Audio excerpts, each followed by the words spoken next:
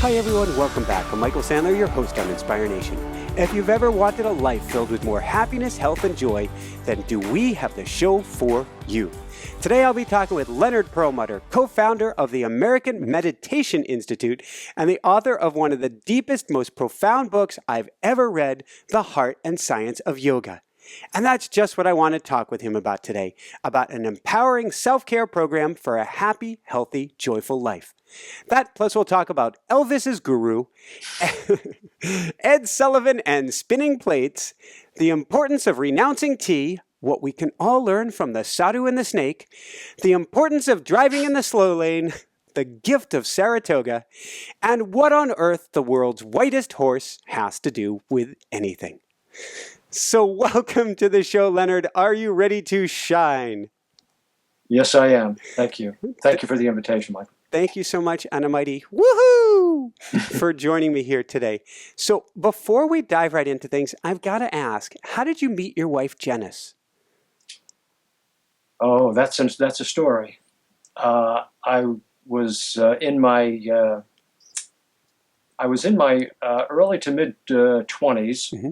I was publishing an alternative newspaper in Albany, New York, and I was soliciting advertising from Sears. And I went to a Sears about 1 o'clock in the afternoon to the advertising department, and there was no receptionist in the front area, and so I started walking down a long corridor. And I would poke my head in each little cubicle, each office, looking for somebody. And I went all the way to the end of the corridor, and I didn't see anybody in any of the offices. But at the far end of the corridor, there was this woman seated in front of an easel. And I went up to her, and I said, "Is there nobody here?" And she looked at me with a quizzical look, and she said, "I'm here." And I responded by asking, "Well, do you have a philosophy of life?" What a pickup line. And we started a conversation, and we're still having it today. And this was my wife. There's something incredibly spiritual about heading down a long corridor with nobody appearing and nobody appearing. That's so beautiful. That is a woo! So from there, if we go, I guess, forward in time from there, what was your occupation and hers, and at least until the early 90s? When I first met Janice, I was a newspaper publisher and an editor, and starting in the mid 70s, I became an art dealer. I had gone to school for international relations and international law. Went to law school. Was very disenchanted with the practice of law, and that's when I started the newspaper business. And then when Janice and I were cementing our relationship, we enjoyed working together on the newspaper. She was my editorial illustrator. I hired her away from Sears, and and we started an art gallery, and we began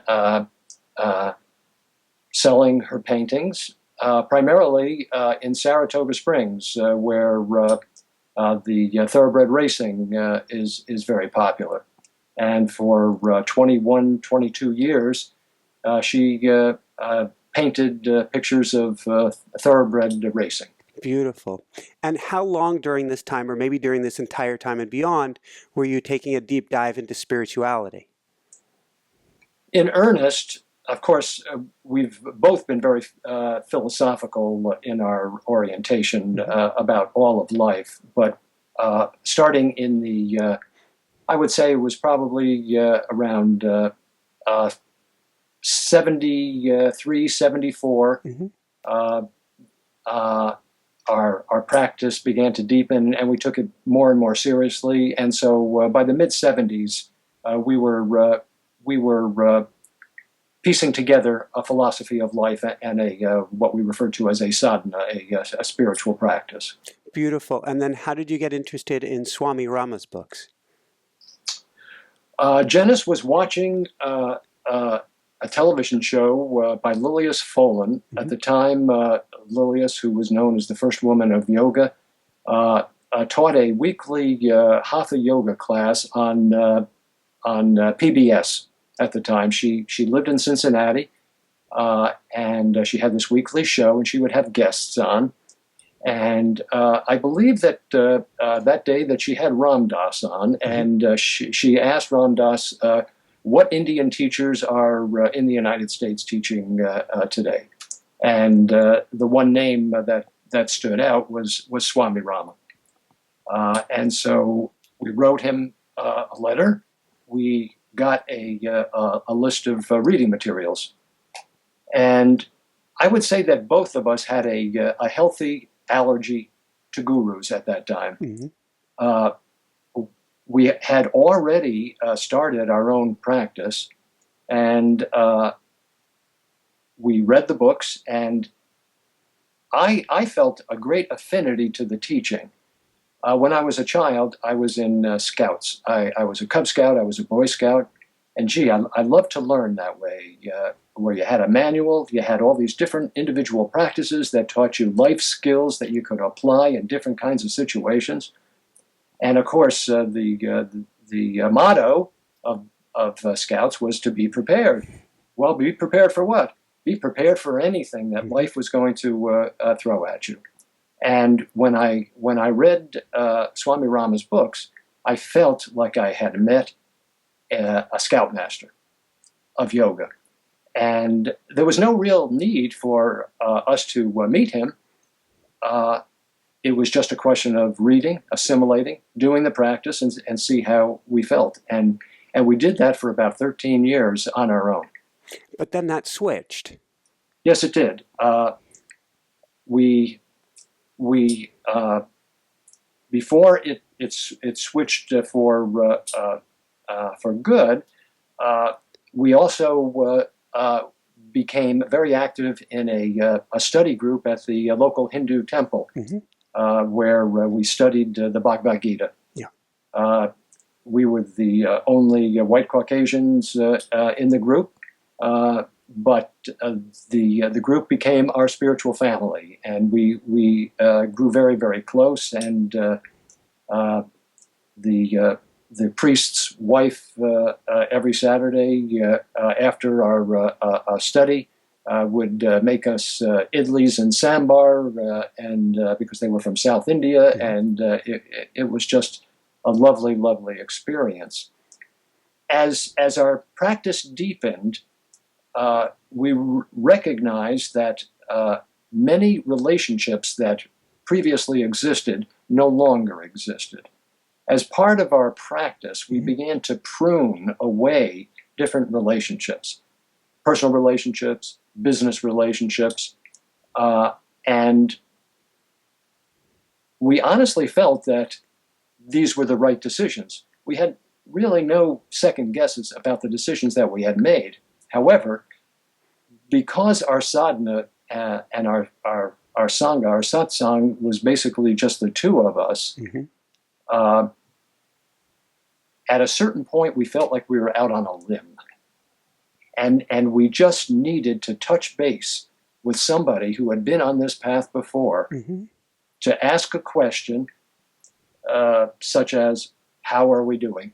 Is this normal? And Swami Rama at that time was our primary teacher through his books.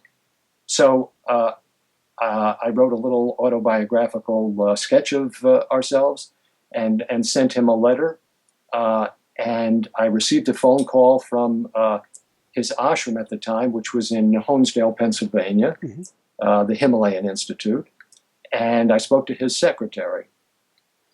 She said that Swami Rama received your letter, and he wants you to come at your earliest convenience to be initiated into this lineage.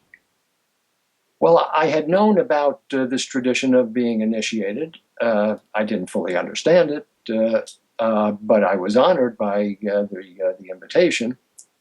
And of course, we accepted. And we went down to Honesdale, and we were seated in a living room setting. Swami Rama was seated in a chair, a generous chair, and his eyes were closed. So we assumed that he was just meditating. So that was no problem. We had our own mantra, we had our own practice. So we just sat and in that quiet setting. And then all of a sudden, we heard this voice, so we opened our eyes and engaged. And he looked at me. He said, "Are you a teacher?" I said, "No, I'm an art dealer." And he said, "Well, you are a teacher, and many people will come to you, and I will help you." Well, of course, at that time, what do you make of something like that? You really can't see as much as he could see. So we just sort of filed it until our lives caught up with that understanding. And it sounds like if we fast forward a little bit, well, I guess actually you took him around an exhibition, and that was kind of interesting, telling as well. Yes, that was very interesting.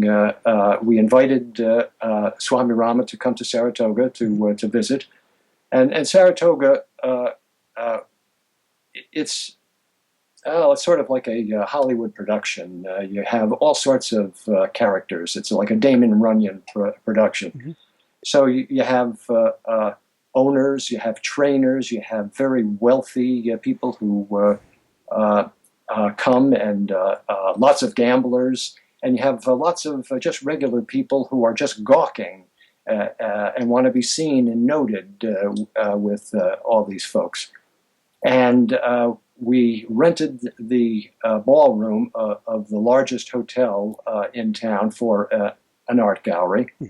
And Swami Rama came in his traditional burgundy robes that he wore from his time teaching in Buddhist monasteries. And it was as if it was like Moses parting the sea, the Red Sea.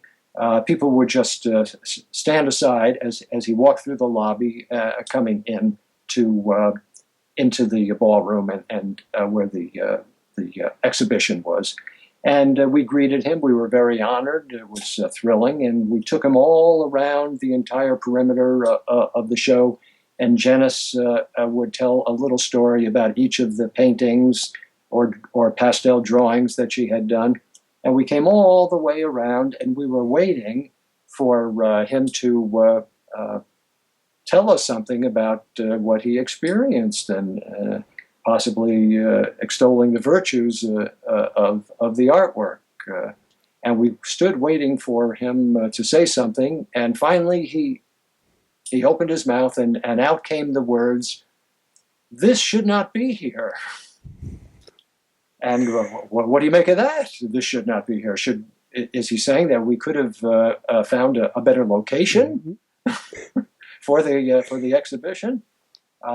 So our minds were really swirling around what to do, and the only thing that I could think of to say was, "Why don't we go for lunch?" Good answer. Of course, later on, we realized that he was commenting on the fact that we were putting all this energy into earning a living for ourselves, and yet there were other callings that were waiting for us. And so it was a time to redirect our energy. And part of that pruning away of relationships was a way of disengaging from the relationship that we had in Saratoga. How did you found the AMI from there? Well, the AMI was something that was growing that we didn't realize was happening. But in 1995, we were sued by the New York Racing Association. New York Racing Association is a nonprofit organization that administers parimutuel wagering for the state of New York. And we were sued as part of their intellectual property business. they trademarked the word Saratoga, and they claimed that they owned any image of horse racing. So basically, somebody, representative from the New York Racing Association, knocked on our door one day and said, "We're your new partner, and we want 15% of every dollar that you bring in." This sounds like someone with a baseball bat. That's right. That's right. Either that or a gun. So we sought legal counsel. Legal counsel advised us that they had no authority to do that, that they had no legal justification for it, that in deciding intellectual property, somebody who owns a copyright either has to intimidate a prospective competitor or will have to sue them. Well, they tried to shake us down, and because the law was on our side, we felt obligated to defend the artist's constitutional right of free expression. We felt that this dharmically was coming to us. And so they sued us. And we spent a whole year fighting and paying for this lawsuit to defend the artist's constitutional right for free expression. And finally, we won. And within a couple of days, we received a letter from Swami Rama, who at that point had moved back to India. And so the letter must have been mailed a good 10 days to 2 weeks prior. But it arrived a day or two after we received the notice from the court that we had won. And it was a very short note, and all it said was, "Start teaching now." Well, I have to say that I have a very shy personality.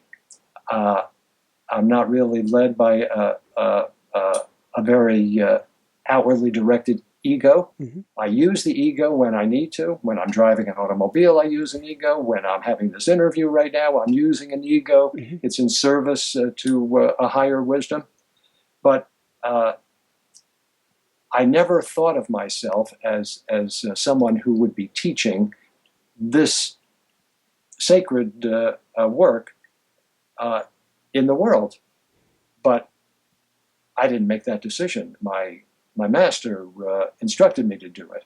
So I knew that I had an obligation, even though I had reservations and I had worries and concerns about it. So what do I teach? And the only thing that I felt qualified to teach was what I practiced. And so I had just bought a computer. It was very early days of computers.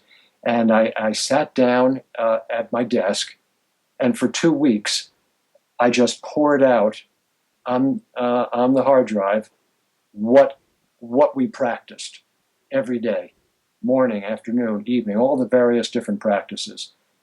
And that became handouts for a class that I developed, a 6-week course that taught people questions like, who am I, from where have I come, why am I here, what's to be done, where will I go after the body dies, a systematic procedure for meditation, diaphragmatic breathing, optimization and coordination of the functions of the mind, Ayurvedic medical principles, easy gentle yoga, contemplation, repentance, and prayer. And these were handouts that I would give that became the curriculum for the course. And ultimately, it became the skeletal outline for the book.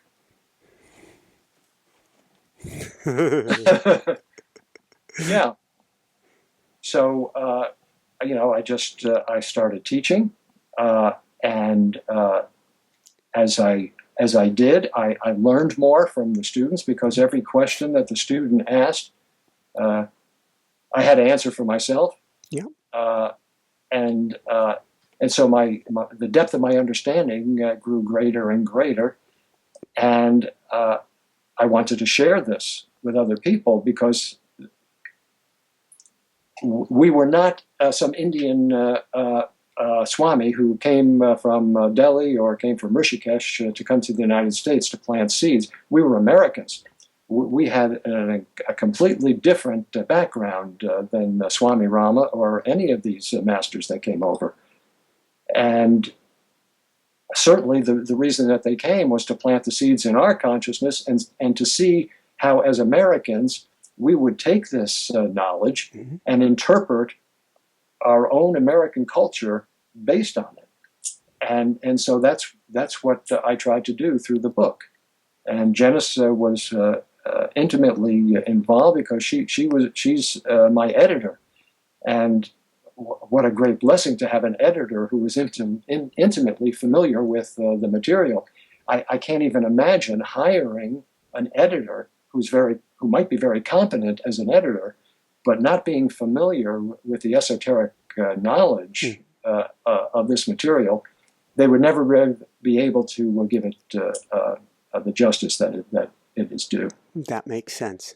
Yeah. From there, I want to go into some of the knowledge, but before I do that, there's one brief story, 1993, the world's whitest horse and a lesson in faith.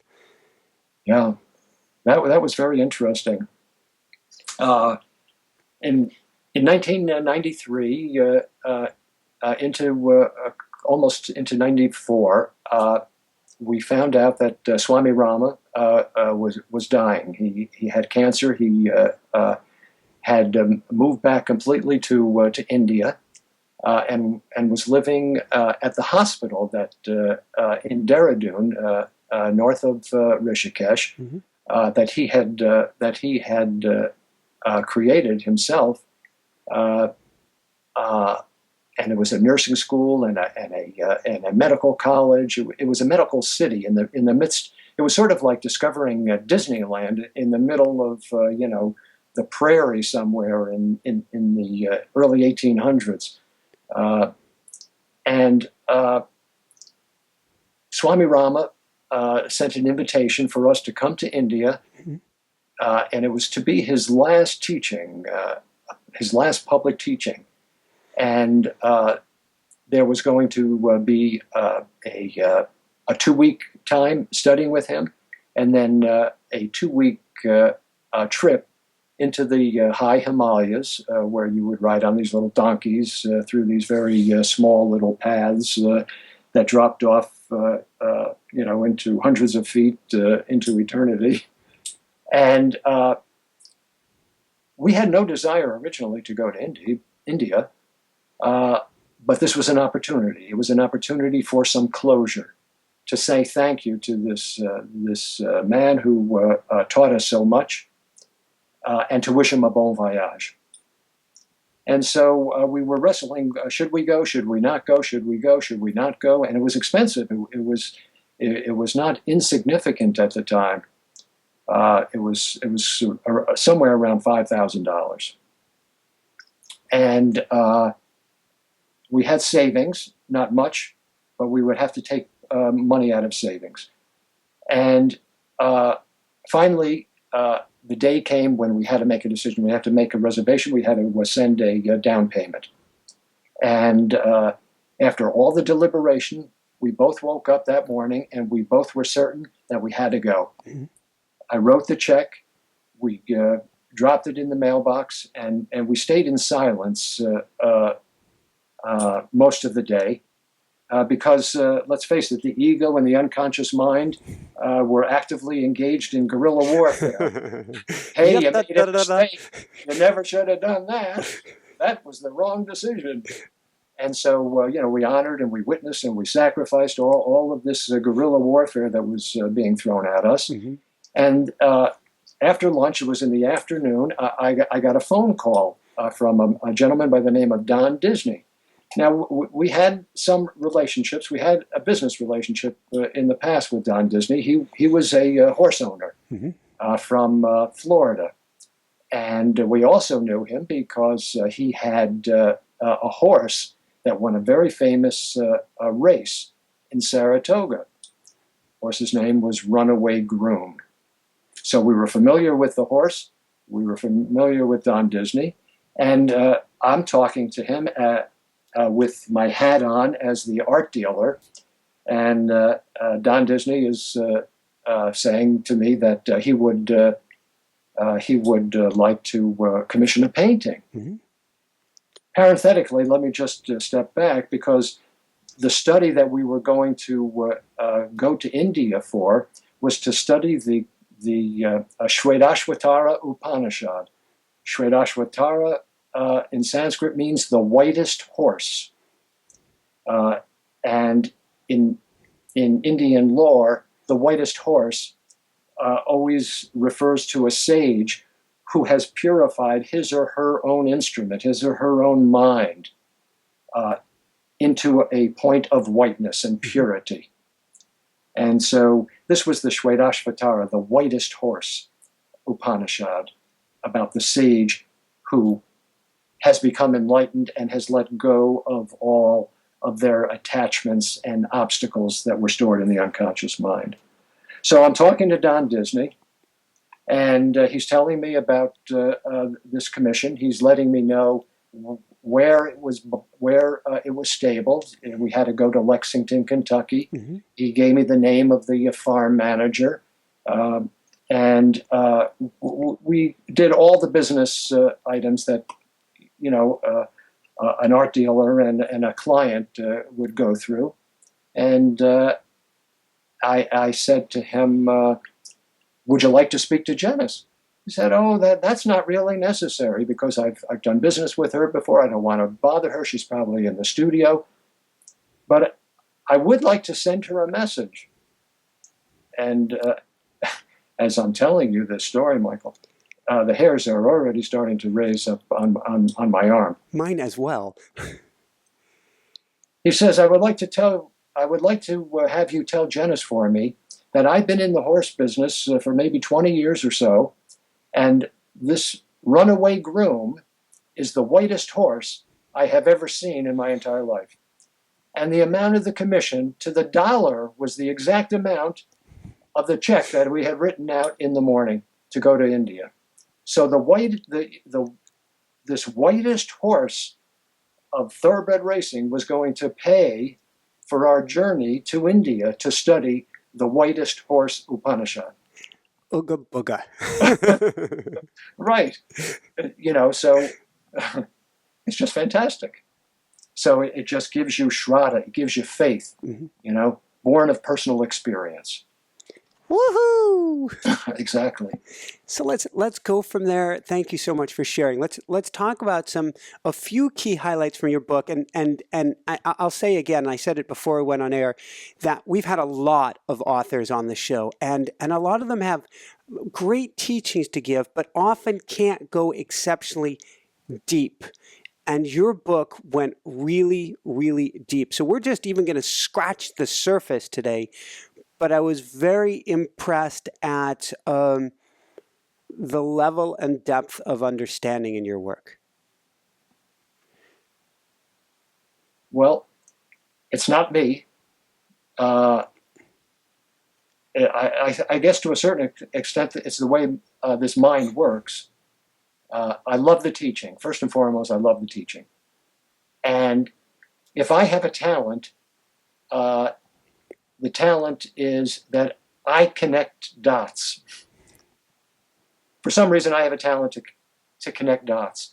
And I've always loved to share something that I have learned mm-hmm. that has been helpful to me. I love to share it with other people. Hey, I've experienced this. What do you think of this? And so that's I think the greatest contribution, because there are a lot of people who know a lot more about the esoterica involved, but I have an allergic reaction to the esoterica unless it has a practical application in my life. And that I guess goes back to my affinity for scouts. It has to be practical, be prepared. Mm-hmm. And all of life is relationship. And every relationship means that I have to take an action, whether it's mental, verbal, or physical. And every action I take is going to bring about a consequence. Well, I already know the consequence that I want to experience. I want to be happy. I want to be healthy.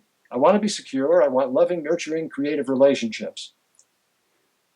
And what I was able to see in yoga science was a philosophy of life that would lead me from point A to point B. Let's go from there then. What would you say is this philosophy? Not that you can encompass it in a few sentences, but what's the guiding principle behind it? The guiding principle is just the definition of yoga, a union, okay, on so many different levels, okay, so many levels, every level. But I like to think of yoga as a metaphoric bridge that connects in every relationship that I have my outer action with my inner wisdom. And my personal experience is the more that I can base my thoughts, my words, and my physical actions on my own inner intuitive wisdom, the better I have felt physically, mentally, emotionally, and spiritually. And the opposite is true. The less that my thoughts, words, and actions reflect my inner wisdom, and in fact, when my actions conflict with my inner wisdom, that inner conflict has generated outer conflict and pain.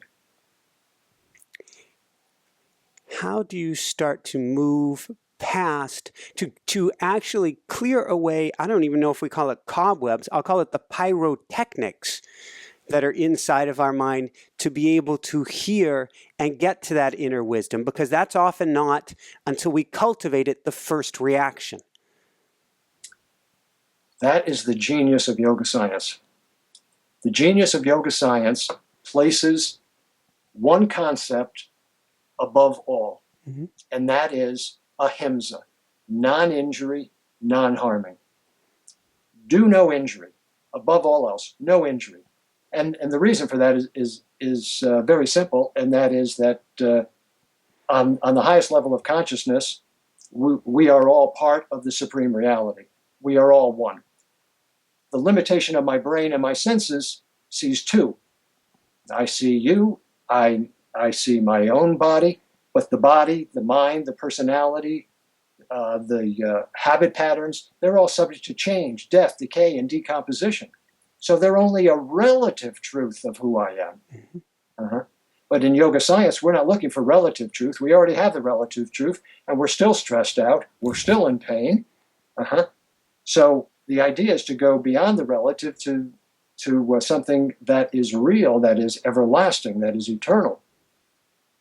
And that's what yoga provides us to do, is to work with relationships. But because ahimsa is the highest principle, we don't start off with issues that are tremendously emotionally charged.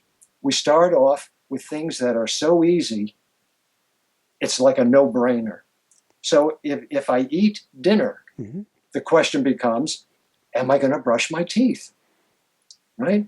If it's 10 o'clock at night and I'm watching television and a coffee commercial comes on, and my ego and my senses and my unconscious mind want to go into the kitchen for a cup of coffee, maybe two sugars and a little heavy cream, or even half and half, should I do that or should I not do it? What does my inner wisdom say?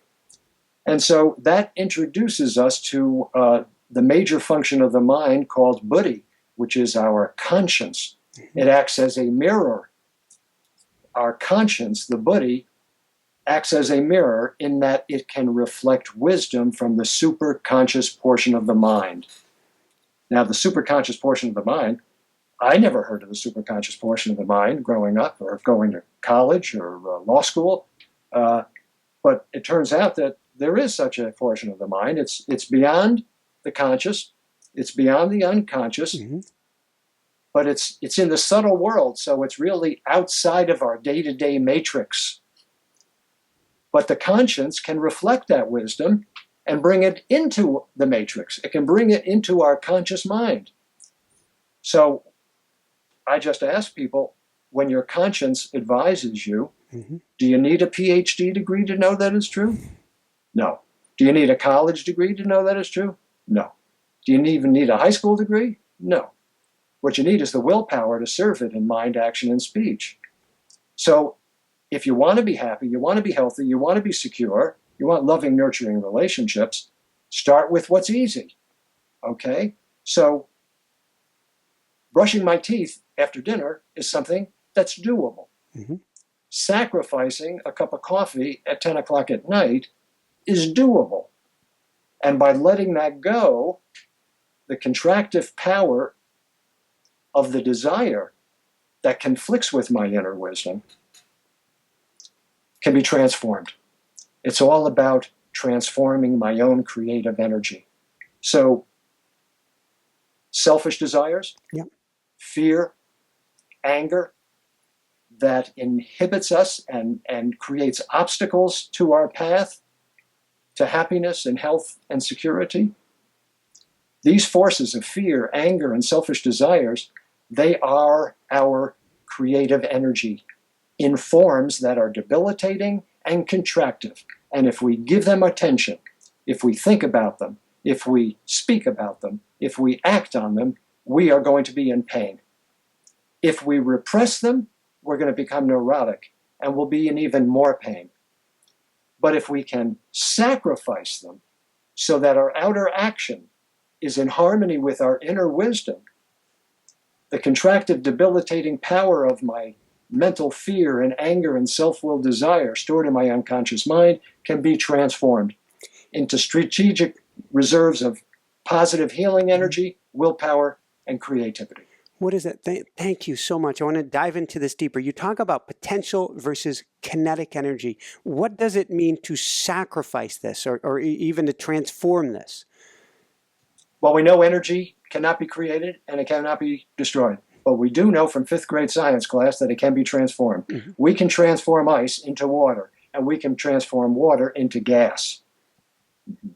So my fear and my anger and my selfish desire is just what? It's my creative energy in an improper form. Mm-hmm. Mm-hmm. So if I gave you 20 gallons of crude oil from Saudi Arabia, put it into your automobile, you'd be very upset. Dead automobile.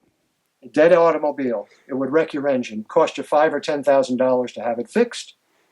But if I took that crude oil and I sent it to a refinery in Texas and had them refine it into gasoline, they have that technology, and then put it into your automobile, you'd be very pleased. So fear and anger and greed is not bad. It's not good. It's just my energy. And I need it. So right now, if I act on that fear, anger, or selfish desire in opposition to my inner wisdom, if I act on it kinetically, that action is going to bring about a consequence that's going to result in pain. Yep. If, however, I sacrifice it so that my outer actions reflect my inner wisdom, then it's going to be transformed. And it's going to be deposited in my unconscious mind, in the potential state. And I can draw upon that potential of energy, willpower, and creativity when I have an interview. Mm-hmm. You see, when I have a conversation with Michael. This is fascinating in that if I'm hearing this right, and we talk about yoga, bridge, and union, you are making a bridge, a connection, a transformation between the anger, anxiety, and fear creative process and what you want to transform it and how you want to bring it out. Not exactly. It is, but I just want to make one small adjustment, and that is, it's not about wanting. Mm-hmm. It's about service. Yes. It's about service. So there's really the desire is sort of set aside, or it too is transformed. The concept of desire is transformed into one of just service. So the truth is, for every human being, we are citizens of two worlds simultaneously. We are a citizen of the material world. We got that. We have a body, we have a mind, we have senses, right? We were born, we're going to die. Mm-hmm. But we're also a citizen of a transcendent world of spirit. I am pure consciousness, eternal consciousness, wisdom, and bliss, fullness. having a human experience in time and space, in duality, through a mind-body-sense complex. The key to successful living is to create a bridge that will connect these two worlds. And we connect the two worlds through that bridge by accessing the superconscious portion of the mind, which is an intuitive library of wisdom, which is contained in what religionists would refer to as the soul. Mm-hmm. My soul, which is a droplet of the ocean of God. Mm-hmm. And the more that I can counsel within, and then take that inner counsel and employ it in the world through my thoughts, my words, and my actions, the promise is I'll be able to fulfill the purpose of my life without pain, without misery, and without bondage. Thank you. How much can meditation help us to connect with this, I guess, supreme reality within? Well, that depends on desire. We are, the Upanishads, the ancient Indian scripture says, we are our deepest driving desire. Mm-hmm. As our deepest driving desire is, so is our will. As our will is, so is our deed. As our deed is, so becomes our destiny. So how happy do you want to be? How healthy do you want to be? How secure do you want to be? And what's the price that you're willing to pay? Jesus says this is a pearl of great price. Mm-hmm. It's going to take your giving up habits that are causing you pain. But many people identify with the pain. I had a brother-in-law who had lower back pain. Mm-hmm. And I had lower back pain. I, to be very honest with you, I held the majority of my fear as a young person in my lower back. Okay? Everybody holds emotion in different areas of the body. Mine was in my lower back. So my brother-in-law at the time, he had a lower back situation. It was not operable. Yep. Mine was not operable. But through my meditation practice and easy gentle yoga, I was able to resolve it and ameliorate it. So I said to him, would you like me to teach you some of these practices? And he responded in a way which was sarcastic. It was funny, but it's the kind of humor that has a tear rolling down your cheek. I said, would you like me to teach this to you? He said, if I didn't have the pain in my back, how would I know who I was? So it's sad, very sad. And of course, he did not take the teaching. And, that's okay. Everybody has to make a choice. But I say, how happy do you want to be? How healthy do you want to be? How secure do you want to be? What are you willing to give up? Are you willing to give up the pain in your back? Are you willing to give up the fear that's really not working for you? Are you willing to give up the anger and the judgment that's only poisoning your physiology with all these hormones? Are you willing to give up selfish desires that conflict with your own inner wisdom? If you can do that, even just easy things, if you do easy things like brushing your teeth after dinner and sacrificing the cup of coffee at 10 o'clock at night, and having a cup of coffee at 10 o'clock in the morning if that's your pleasure, you see, then you can change your perspective. And if you change your perspective, you'll change your experience. Thank you. There's a key word in here, and maybe we'll go to your formula, in fact, in a moment, but there's a key word, the W word, that's come up several times here. I think it's incredibly important. When I coach somebody, I always say, you can lead a horse to water, but.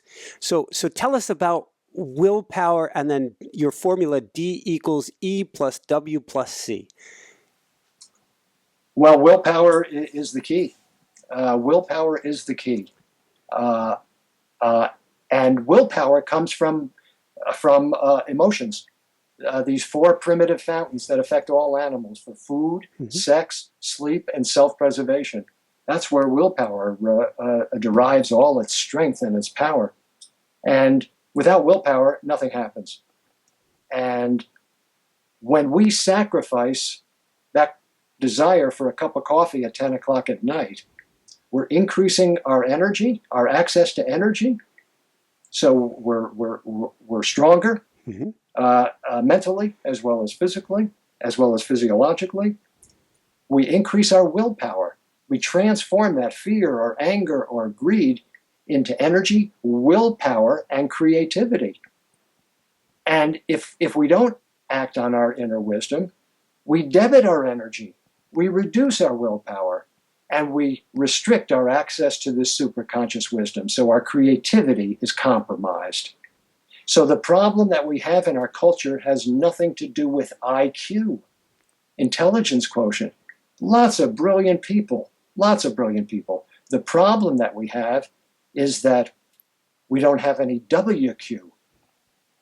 We have no will quotient because the gurus of our culture are constantly repeating mantras. Who are these gurus of our culture?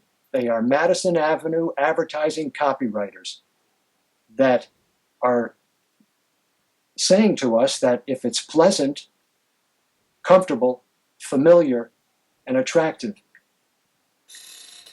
then it's good for you. Buy it and you'll be happy. Buy it and you'll be healthy. Buy it and you'll be secure. No doubt sometimes that's true, but a lot of times it's not. How are we going to know which is which? Yoga provides a template, that bridge of yoga, because we access inner wisdom. That's beyond the conscious mind, beyond the unconscious mind. It's beyond the senses. It's beyond the matrix that we live our daily lives in.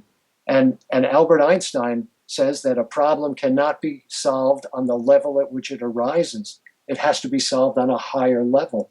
This is the higher level.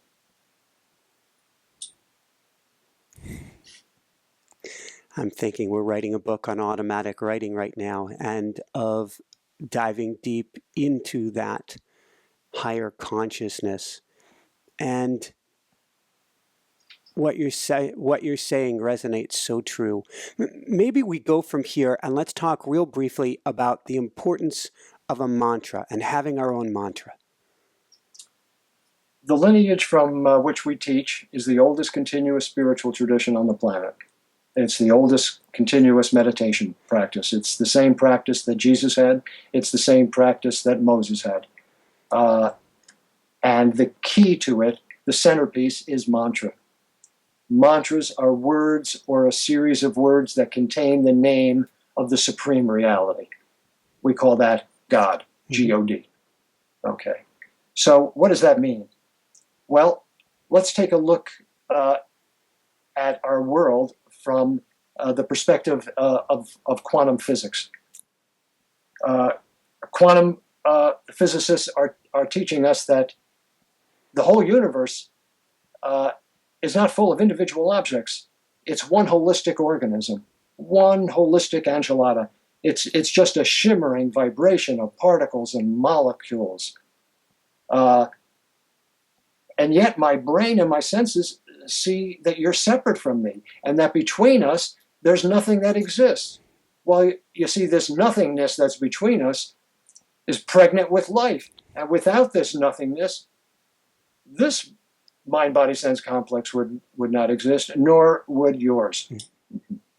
And so we have to understand that, and we have to work with that. So the question was what? What was the question? Where were you leading me? Mantras. Mantras. So the mantra is a perfect harmonic. It represents perfection. And no doubt this mind-body-sense complex right now contains perfection, but it also contains ignorance. So the mantra becomes our leader. In meditation, we give our full one-pointed attention to the mantra, to the exclusion of every other thought, image, or sound. What that means is we listen to the mantra, we follow the mantra, and the mantra leads us slowly, slowly. The more one-pointed attention that we can give to it, the mantra leads us beyond the boundaries of thinking. It leads us beyond the boundaries of feeling. And you'll notice when you hear a mantra verbally, although the power of the mantra is in the silence, but if you hear it verbalized, for example, the Hindu mantra, Rama, which reflects the highest ideal of the human being. And every religion has a mantra. Just the name of Jesus in the Christian tradition is a very powerful mantra. But if you listen to Rama just for a moment, you'll notice something interesting if you give it your full attention. Ra, ma,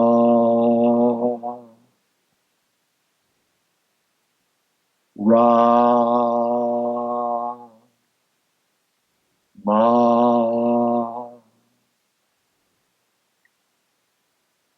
ra,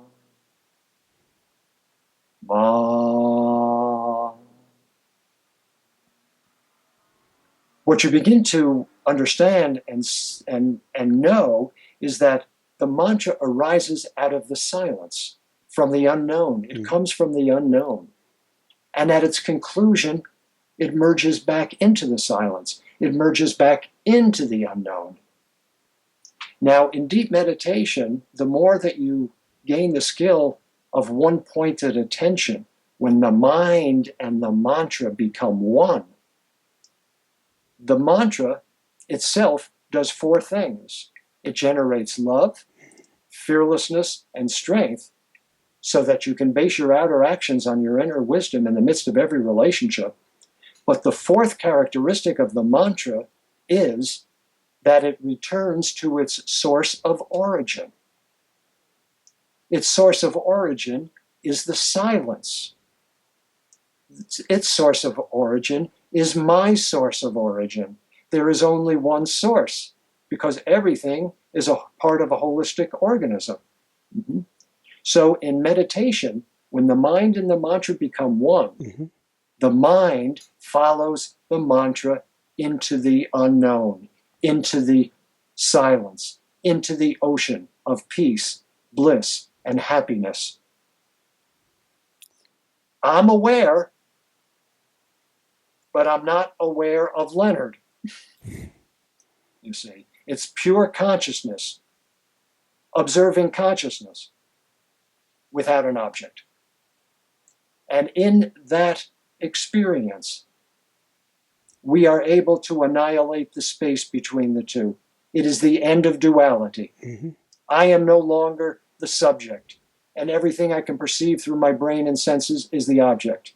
I recognize it as such on a relative basis, but I know that there is a unicity within the diversity.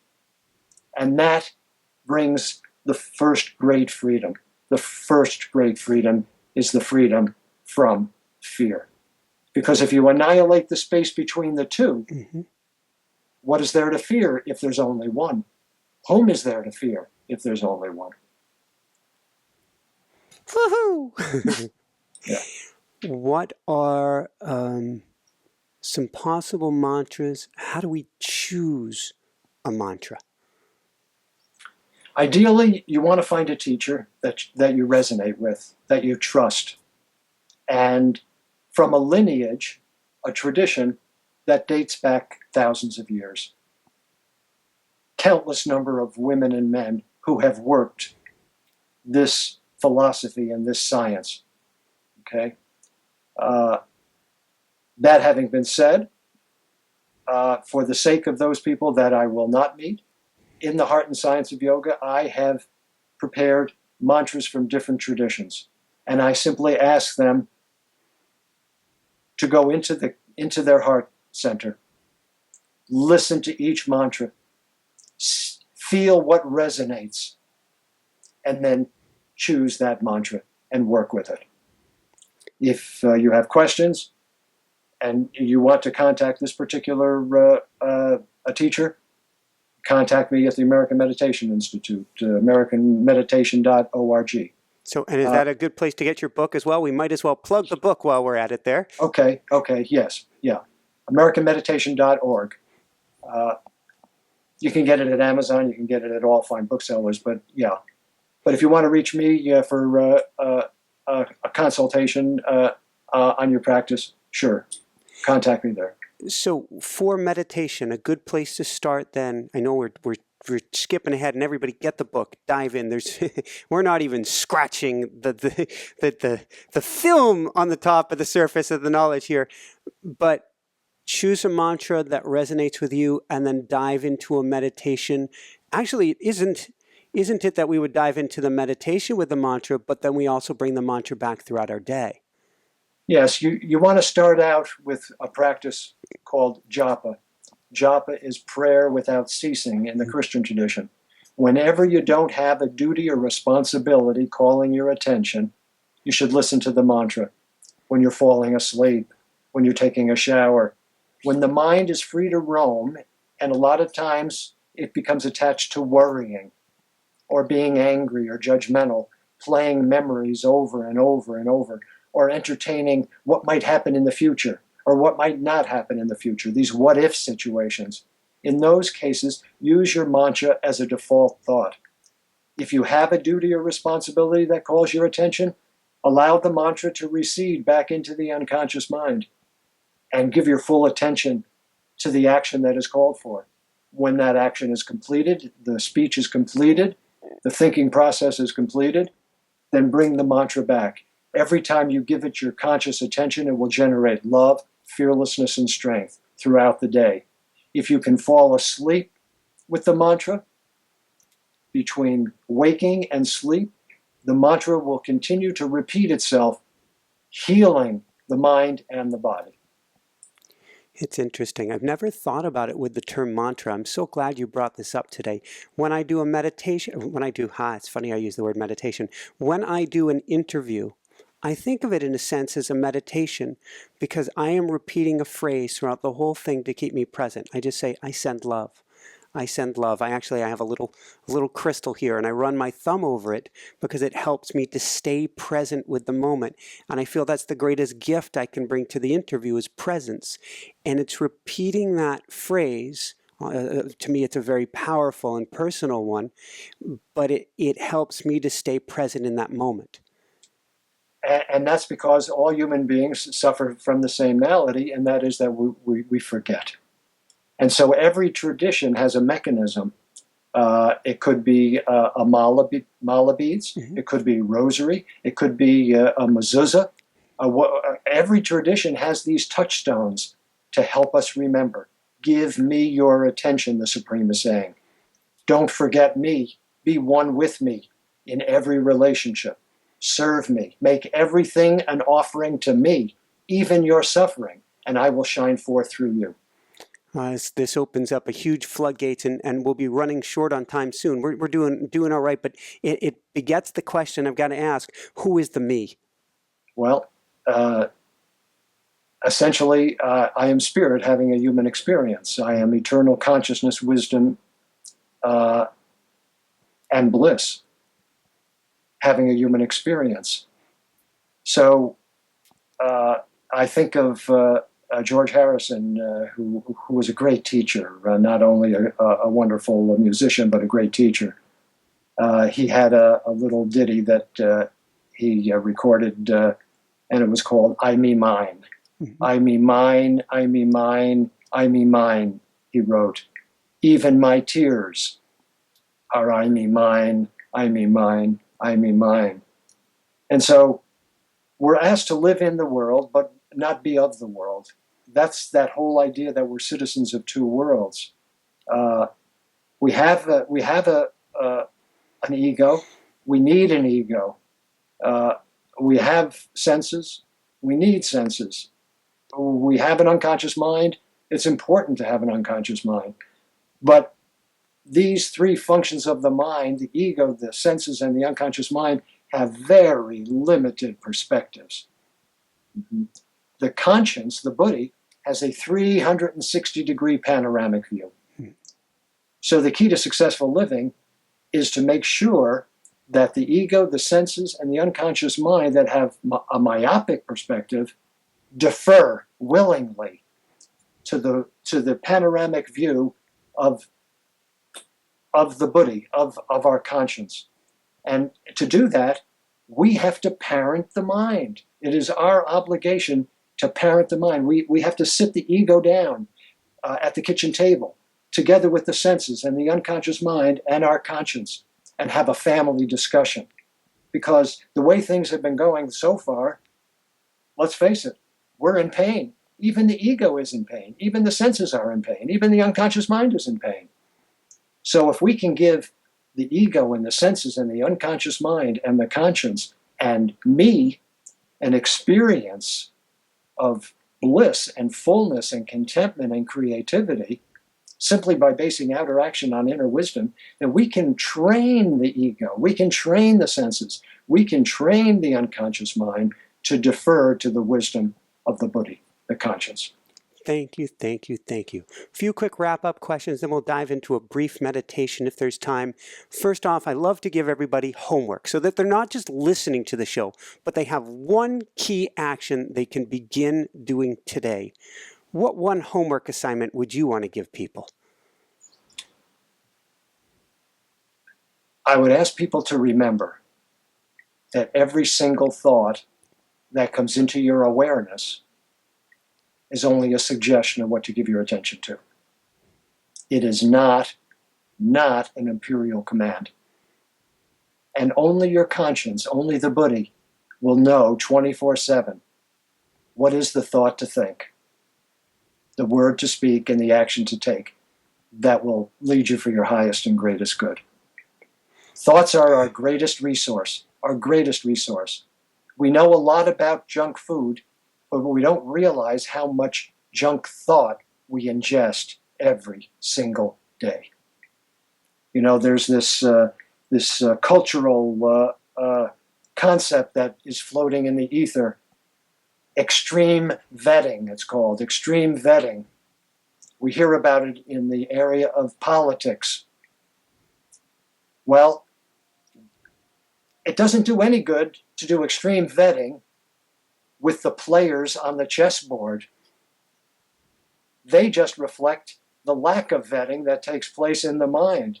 If we can vet our own thoughts, you see, there will be no danger on the chessboard to be vetted.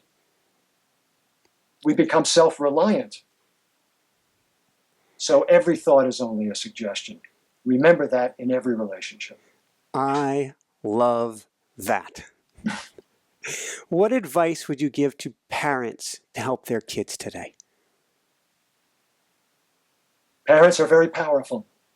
They are gurus. They are our gurus. My experience is when mom or dad denied something that I wanted, the first thing I would do is I would turn the volume down. I don't want to hear it. But I would still continuously observe my parents in their own relationships. Now, they said no to me in this particular situation, and as a result, my mind got angry. But as I watch my parents, how do they deal with their own stuff? How do they deal with their desires? How do they deal with their anger? How do they deal with their fears? And children are ruthlessly observing their parents. And my experience is, if the parent does with his or her life in relationship what they're advising the child, then at a certain point of maturity, the child recognizes that what was the basis of my parents' decision, I have the same decision-making capacity. I have the same type of conscience. I can access the same kind of wisdom because the parent is modeling that for me. But if there's a disconnect between what the parent teaches the child and how they deal with their desires and their anger and their fears, that creates conflict in the mind of the child. And it motivates the child to experiment more, to find out, well, what's the truth? Because there's a disconnect. There was a conflict between what the parents told me and what they did for themselves. So that means I have to touch a lot of the burners on the stove to know which ones are hot and which ones are not. So parents are our gurus. Model the truth for the children, and at a certain point of maturity, they'll get it. Thank you, thank you, thank you. Question we like to ask all our guests just before the end is, what personally brings you the greatest happiness, or what I call the woohoo factor? Union. Union. Union. Union. Forgetting myself, letting all of my desires be in service to that deepest driving desire. Beautiful. Any last words of wisdom you want to share with people before maybe we do a short meditation? I don't want them to believe me. I'm not looking to convince people of anything. I'm asking folks, if you're curious, if you're interested, experiment. Turn your entire mind-body-sense complex into a laboratory in every relationship. Just fake it until you make it. Counsel within before you commit your assets. Before you commit your assets, use your conscience to access the superconscious portion of the mind to determine the thought to think, the word to speak, and the action to take. And experiment with that. Give up some old habit and see what happens. My experience is, it's like riding the big wave. It's like skiing uphill. It's a thrill a minute. Woohoo! Would you have time for a short guided meditation of your calling? Sure. Okay, if everybody could sit with your head, neck, and trunk straight, eyes gently closed. Unless you're driving the car, come back and do this later. That's right. And we want our thumb and index finger to be joined in the OK sign. That's considered the finger lock, and that basically just completes the electrical energy circuit in the body. Mm-hmm. And then place the palms on the thighs comfortably, and elongate the spine just a little bit. Take any unnecessary pressure off of the lower back. Eyes are gently closed, mouth is gently closed, teeth barely touching. Muscles around the eyes relaxed. Muscles around the mouth relaxed. And the forehead as smooth as a piece of silk. Then bring your attention to the breath at the bridge between the two nostrils, where the nostrils meet the upper lip. And attend to each inhalation and each exhalation. Give your full attention. Attention is love. Full attention. And if any competing thought or image or sound comes into your awareness, it's not a problem. Simply acknowledge the habit of the mind. Honor and witness any competing thought, image, or sound. Offer it back to the origin from which it came. And then bring your attention back to the breath at the bridge between the two nostrils. Each inhalation, each exhalation. You don't have to do anything. As you enter the witnessing state, just observe the breath. As you might watch a bird in flight through the kitchen window.